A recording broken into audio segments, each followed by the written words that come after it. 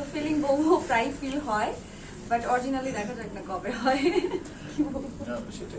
না, অনেকের তো একটা অ্যাম্বিশন থাকে, টার্গেট থাকে, মানে আপনার টার্গেট কত সালের মধ্যে?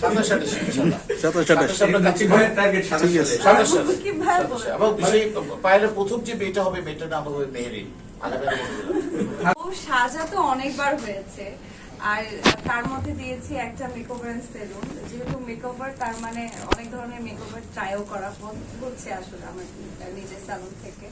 আচ্ছা, আমি একটা জিনিস অবাক হচ্ছি যে আপনার মনের কথা সব জাকারিয়া ভাই জানে, হ্যাঁ, এবং হ্যাঁ। তার কারণ হচ্ছে আমরা দুই ভাই বোন, আমরা আসলে আমরা অনেক দুই কথা ভাই বোন বলি। এত কাজ করেছি আর এত কথা বলি আমরা, মানে আমাদের কথা কোনো শেষ নাই, শেষ হবে না, নিঃশ্বাস বন্ধ রাত পর্যন্ত শেষ হবে না।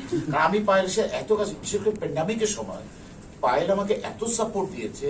মুশফিকাল ফারহান, আমি পায়েল, মুশফিকাল ফারহান কত যে কাজ করেছি, এত রিস্ক নিয়ে কাজ করেছি। পায়েলের সাথে আমার অসংখ্য স্মৃতি। আচ্ছা, যখন বলা হলো যে হানিয়া আমিরের সাথে পায়েল আপুকে কম্পেয়ার করা হয়, তুলনা করা হয়, তখন আপনি মুখের দিকে, গালের দিকে তাকিয়েছিলেন আমি কি কখনো দেখে? পায়েলকে একটু স্পষ্ট করে এইভাবে তাকাই না। তো যে কারণে পায়েল আসলে আমি দাগটা আছে কিনা দেখে নিলাম।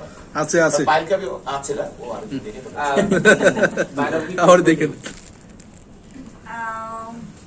আমাকে জিজ্ঞেস করেছে আমি কোটিপতি কিনা।